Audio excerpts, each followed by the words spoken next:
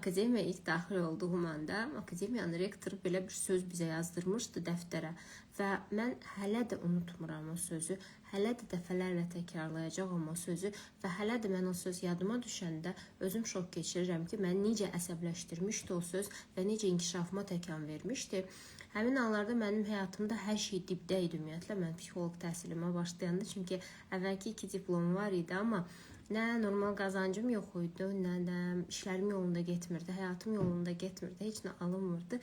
Və məhz bu nöqtədə, belə deyərlər də, bizə dəftərə yazdırdığı bir söz məni tamamilə darmadağın etmişdi, düzəltməyə əvəzinə hər şeyi. O söz isə nədir?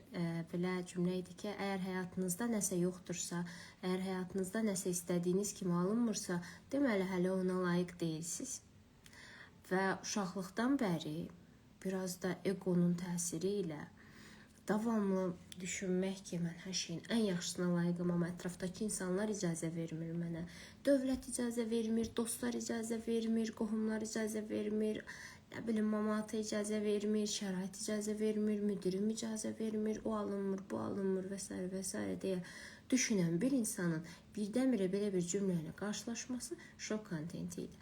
Və daha sonra bu cümlənin açıqlaması belə oldu ki, bəli, şuuraltı proqramlarınız hələ istədiyiniz həyat ssenarisini yaratmağa layiq durumda deyil.